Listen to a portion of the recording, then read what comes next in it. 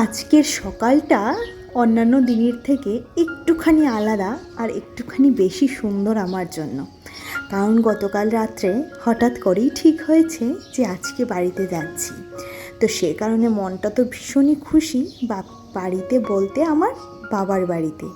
আর বাবার বাড়িতে যাওয়ার আগে মেয়েদের মনটাতে যে এত আনন্দ এত ফুর্তি আসে সে আর কি বলি, তাই না?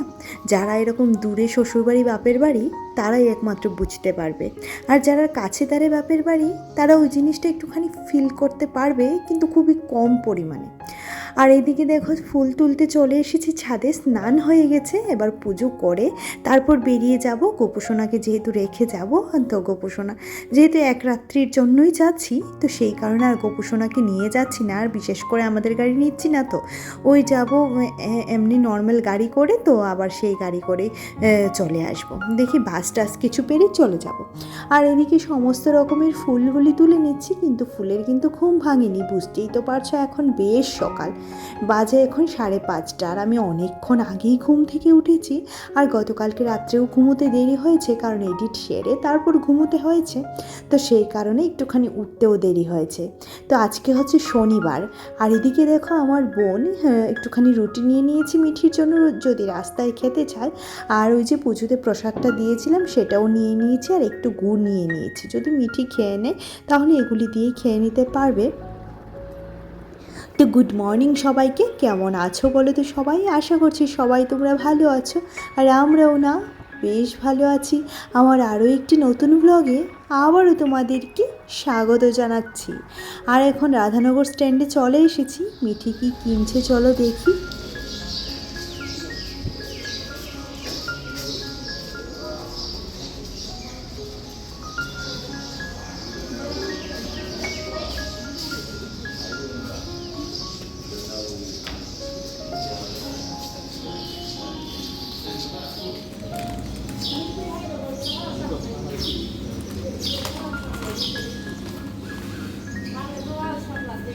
এরপর ওর জন্য দুখানা চিপসের প্যাকেট নিয়ে নিয়েছি, বলতে গেলে আমাদের সবার জন্যই, কারণ ওই গাড়িতে একটুখানি খিদে পেলে তাহলে খেতে পারবো। আর এই যে গাড়ি দিয়ে যাচ্ছি, আর একদম পেছনের তার আগের একখানা সিটে বসেছি, আর এত ঝাঁকুনি খেয়েছি সারা রাস্তা যে কি বলি। তো এদিকে দেখো চলে এসেছি আমার নিজের জন্মভূমি, আমার নিজের শহরে, আর আমার প্রাণের চেয়েও প্রিয় শহর আমার বাবার বাড়ির শহর।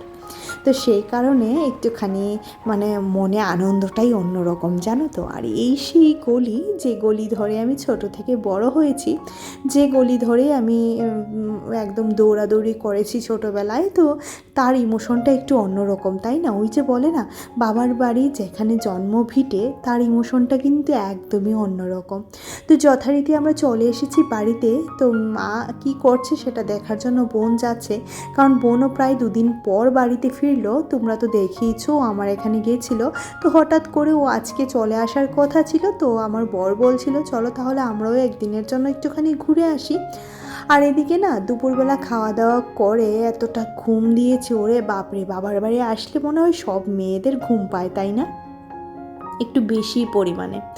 আর এদিকে এখানে বসেছিলাম, মা জানি কি বলছিল, বোন এদিকে সন্ধে দিচ্ছিল, তারপর পুজো দেবে। আর এই হচ্ছে আমার মায়ের সিংহাসন, বলতে গেলে এটা আমার মায়েরও নয়, আমার ঠাকুমার আমলের সিংহাসন। আর সেরকম দামি আসবাবপত্র আমার বাড়িতে দেখবে না, আমার বাবার বাড়িতে দেখবে না, কারণ আমরা খুবই নিম্ন মধ্যবিত্ত ঘরের মানুষ। তো সেই কারণে না এত সমস্ত যে দামি আসবাবপত্র সেগুলি আমাদের ঘরে নেই বললেই চলে। আর এদিকে বোনকে বলেছিলাম একটুখানি ছানার পায়েস এনে খাওয়াবি, আমার ভীষণ ভালো লাগে ওইখানে ছানার পায়েস আর মিষ্টি দই। তো মিষ্টি দইটাই রাত করে আর খেলাম না, তো ছানার পায়েসটা সে এনে খাইয়েছে। আসলে কি বলো তো, নিজের বোন বা ভাই থাকলে না এই আবদারগুলি করা যায়, তাই না? আর আমার বেশ ভালো লাগে। আর ও যতটুকু পারে আমাকে এনে খাইয়েছে, আমার পেট ভরেনি কিন্তু আমার মন ভরেছে ও যে এনে খাইয়েছে। তারপর চলে এসেছি মামার বাড়িতে। এদিকে আমার দিদা খুব সুন্দর করে সেজে গুজে বসে আছে, আর আমার মনিকা দিদিভাই তো সব সময় ওদের কথা জিজ্ঞাসা করে, তো সেই কারণে একটুখানি দিদাকেও দেখিয়ে নিলাম। আমার দিদা এবং আমার মাকে কি সুন্দর লাগছে তাই না। আর এদিকে আমরা সবাই বসে আছি, এখন যাব আমাদের বড় মামার বাড়িতে। বলতে গেলে আমার যে মামাতো বোন, ওর বড় মামা, ছোটোবেলা থেকে আমরা একই জায়গাতে মানুষ, একই জায়গাতে বড় হয়েছি। আর ওর কোনটা আমার কোনটা তাই তফাৎটা আমরা একটুখানি কমও বুঝি। আমাদের সবার মধ্যে বন্ডিংটা ভীষণ ভালো জানো তো। আর এদিকে দেখো চলে এসেছি, আর ওই আমার বোন আর বোনের বড় এসেছে, তো সেই কারণে সবাই মিলে নেমন্তন্ন খেতে চলে এসেছি। তো নেমন্তন্নটা আমি সত্যি জানতাম না যে নেমন্তন্ন আছে, তো মামি হঠাৎ করে বললো না আসতেই হবে, তো সেই কারণে এসে পড়েছি। আর এদিকে গিয়ে দেখছি সবাই মাংস নিয়ে, মেজো মামি মাংস নিয়ে বসেছে। তো মেজো মামি আমার মুখে খাইয়ে দিল। মেজো মামি বললো যে একটু খেয়ে নাও। আর মাংস দেখে না ওই গরম গরম নামাচ্ছি, তো সেটা দেখে আর লোভ সামলাতে পারিনি। আর এদিকে দেখো 4টে জেনারেশন একই ফ্রেমে, দেখেছো? এই যে আমি বলছিলাম যে ওর মেয়ে তো ও, আর ওর মেয়ে তো আমি, আর আমার মেয়ে তো তুই, তোর মেয়ে কোনটা? তো বলছিল যে ক্যামেরা করছে সে। ক্যামেরা কে করছে বলো তো? আমার বোন। আর এদিকে এই যে আমার মেজো মামা এসে মোবাইল নিয়ে বসেছে। তো রাত্র তো অনেকটা হয়ে গেছে, আমি ভাবলাম যে আমরা খেয়ে নিই, কারণ খেয়ে তারপর অনেকটা রাস্তা হেঁটে যেতে হবে। এত রাত্র করে ওইখানে না কোনো ধরনের অটো টটো কিছুই পাওয়া যায় না, সেই কারণে একটুখানি তাড়াহুড়ো করে খেয়ে নিচ্ছে। আর আমার বর আর আমার দিদা কি সুন্দর ম্যাচিং ম্যাচিং করে সেজে গুজে এসেছে, সেটা নিয়ে সবাই একটুখানি হাসাহাসি করছিলাম। আর প্রায় রাত 12টা বাজে জানো তো, রাত 12টা প্রায় বেজে গেছে। আর এদিকে চলে এসেছি, এবার যাচ্ছি আমাদের বাড়িতে গিয়ে এখন ঘুমিয়ে পড়বো। আর কালকে সকালে তো আবার চলে যেতে হবে, সকালটা ঘুম থেকে উঠে তাড়াতাড়ি করেই চলে যাব, নাহলে আবার বৃষ্টি নামলে রাস্তাঘাটের অবস্থা বেহাল হয়ে যাবে। তো সেই কারণে একটুখানি তাড়াতাড়ি যাব। আর আমাদের এই যে লেবু গাছটাতে বেশ অনেকটা পরিমাণে লেবু ধরেছে, এটা আমার বাবুর হাতে লাগানো গাছ। তো সেই কারণে এই গাছের লেবুর মধ্যে মনে হয় আমার বাবুর আদর ভালোবাসা সমস্ত কিছুই আছে। আর এই যে মা বলছিল তুলসী মঞ্চটা জেঠুরা নতুন করেছে, তো সেটাকে একটু দেখাতে, তো সেটাও তোমাদের সাথে একটুখানি দেখিয়ে নিলাম। আর এখন বিদায় নেবার পালা। ঘরে সমস্ত ঠাকুরকে প্রণাম করে, বাবুকে প্রণাম করে, সবাইকে প্রণাম করে বেরিয়ে যাব এখন বাড়ির উদ্দেশ্যে, কারণ বাড়িতে গিয়ে অনেকটা কাজ থাকে। আর এই যে এই টাইমটাতে গেলে না একটুখানি সমস্যা হয়ে যায়, হয় দুপুরবেলা নয় একদম সকাল সকাল যেতে পারলে ভালো। কিন্তু এখন ঘড়িতে কটা বাজে বলো তো? ওই 8:30 প্রায় বেজে গেছে। কি করি বলো? ওই যে বললাম বাড়িতে আসলে মেয়েদের চোখে ঘুমটা একটু বেশি আসে, তাই না? আর এদিকে রাস্তায় দাঁড়িয়েছিলাম ছোটোবেলা, যখন এসে এই জায়গাটাতে দাঁড়াতাম তখন বাবু না ভীষণ বকতো, তো সেটা এখানে দাঁড়িয়ে দাঁড়িয়ে মনে হচ্ছিল। আর মনে মনে ভাবছিলাম যে এখন আর বকুনি দেওয়ার কেউই নেই, এখন যতটা পারি রাস্তায় দাঁড়াতে পারি। আমার বাবু ভীষণ রাগ হতেন যদি আমরা কেউ রাস্তায় গিয়ে দাঁড়াতাম। আমি শুধুমাত্র নই, আমার জেঠতো বোন এবং আমার ছোটো বোনটাও যদি রাস্তায় যেত তাহলেও ভীষণ কষ্ট পেত। আর এদিকে দেখো ওই যে লেবু পাড়ছে, মিঠি নাকি লেবু নেবে বাড়িতে। ওই কি বলো তো, লেবু নেওয়া মানে কি বলো, ওই সেটা পাড়তেই ওর যত মজা। তো সেই কারণে মা আবার একটা চেয়ার এনে দিল ওকে, চেয়ারে দাঁড়িয়ে নাকি লেবু পাড়বে। আর ও মাকে বলছে ধরো ধরো সবাই মিলে আমাকে ধরো, মানে ও লেবু পাড়বে আর সবাই মিলে ওকে ধরবে। ওই তারপর এদিকে দেখো, আর ও ওর মামনিকে বলছিল যে এটা পেরে দাও। ও তো অ্যাকচুয়ালি পারতে পারবে না, কারণ লেবু গাছে কাটা থাকে। তো তারপরেও আমার বোন ধরে রেখেছে, মা ধরে রেখেছে, কি অবস্থা দেখো, বলছে আমাকে ধরো আমাকে ধরো। তো সেও মন মতো লেবুটা পেরে নিতে পারলো। তো এটা নিয়ে নাকি সে বাড়িতে যাবে, তো বাড়ি যাওয়ার জন্য পেরে নিল। বললাম পারিস না, এখনও ছোট আছে, আর কিছুদিন পরে আসবো তখন পারিস। তো কি বলবো বলো, ও তো কোনো কথাই শুনবে না। যদিও বা এই লেবু গাছটার আরও একখানা ডাল ছিল উপরে, সেটা না কাটা হয়ে গেছে, না হলে ওই ডালটাতেও প্রচুর পরিমাণে লেবু ধরতো।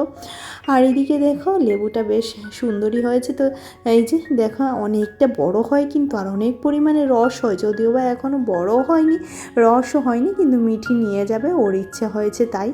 আর এদিকে এবার চলো বিদায় নেওয়ার পালা বাড়ি থেকে। আর বাড়ি থেকে যাওয়ার সময় সব মেয়েদেরই মনটা খারাপ হয়ে যায়, সেটাই স্বাভাবিক তাই না? আমিও তার ব্যতিক্রমী নই, আমারও খারাপ লাগে বাড়ি থেকে চলে গেলে। কিন্তু কি করি বলো, মেয়েদের তো জীবনই এটা। মেয়েরা তো আর সারাদিন বাবার বাড়িতে থাকতে পারে না, একটা সময় তাদের বাড়ি ছেড়ে যেতেই হয়। আর আমার মেয়ে হয়ে গেছে আমার আমার মা থেকে বড়। তো বলছিলাম মাটা কাকে ডাকি, মেয়েকে ডাকি না মাকে ডাকি, তো সেটাই বলছিলাম। আর দেখো এদিকে মা একটুখানি এগিয়ে দিচ্ছে, ওই সেরকম কিছু আনিনি, একটা ব্যাগে করেই সমস্ত জামা কাপড় নিয়ে চলে এসেছিলাম। তো ওই ব্যাগটাই মা এগিয়ে দিচ্ছে, আর ও ফোন করেছে যে গাড়ি পেয়েছি চলে আসো, তো বোন আমাকে এগিয়ে দিয়ে আসবে। আমি তো নিজেকে নিয়েই নড়তে চড়তে পারি না, তো সেই কারণে বোন আমাকে নিয়ে এগিয়ে দিয়ে আসবে। ওই যে বললাম বাড়িতে ছোট ভাই বোন থাকলে এর মজাটাই আলাদা। তো সবাইকে টাটা টাটা করে আবারও বেরিয়ে পড়লাম বাড়ির উদ্দেশ্যে। ভালো লাগছে না জানো তো, একদিন এক রাত্র থেকে ওই দুপুরবেলা আসা, আবার সকাল সকাল চলে যাওয়া, ওই এক রাত্র থেকে না হয় না গো। অনেকটা টাইম ইচ্ছে করে বাড়িতে কাটাই, অনেকটা সময় শুয়ে বসে কাটাই, কিন্তু সেটা সম্ভব নয় যখন সংসার হয়ে যায়, আর বিশেষ করে যখন বাচ্চাদের পড়াশোনা শুরু হয়ে যায় তখন তো সেটা আরোই সম্ভব নয়। আর মিঠিকে একখানা সুতির জামা পরিয়ে দিয়েছি, কারণ গরম লাগবে। আর ওর না রাত্রে একটুখানি জ্বরও এসেছিল, কেন যে জ্বরটা আসলো সেটাও বুঝতে পারিনি, হয়তোবা ওই গাড়ি করে জার্নি করে ঝাঁকুনি ফাঁকুনি খেয়ে এসেছে, তো সেই কারণেও হতে পারে। তো বেরিয়ে পড়ছি আমি আমার প্রাণপ্রিয় শহর থেকে। আবারও বেশ কিছুদিন পরে আবার আসা হবে। গোপাল চাইলে কিছুদিন পরেই আসবো, একটা কাজ আছে এখানে, ওই গোপালের জন্য একটা জিনিস নেওয়ার আছে, যেদিন আসবো অবশ্যই তোমাদের সাথে শেয়ার করব। আর এদিকে যে না এসে গাড়িতে বসলাম, ওরে বাপরে এত বৃষ্টি পড়ছিল যে কি বলি, এত বৃষ্টি পড়ছিল। আর এদিকে দেখো আমাদের প্রায় এদিকে রাস্তা দিয়ে, আমরা আগরতলার রাস্তা দিয়ে ঢুকে পড়েছি। দেখতে দেখতে কিন্তু অনেকটা সময় পার হয়ে গেছে, আর আমরা কিন্তু দেখো এদিকে চলেও এসেছি প্রায় শহরের দিকে। তো চলো আমার আগের ভিডিওর 2-3খানা কমেন্ট পড়ে নেওয়া যাক। তো রুম্পা দিদিভাই বলছিল, লোকের কথা যত মনে রাখবে কষ্ট তত পাবে, নিজেকে এমন শক্ত করো যাতে কোনো কথা মনের মধ্যে না ঢোকে, ভালো থেকো। অসংখ্য ধন্যবাদ দিদিভাই, তোমরাই হচ্ছে আমার মনের জোর।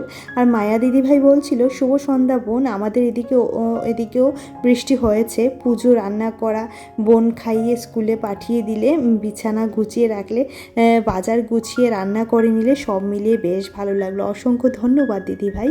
তারপরে যে অধিকারী ফ্যামিলি থেকে বলছিল, খুব ভালো লাগলো দিদিভাই তোমার ভিডিওগুলি দেখতে।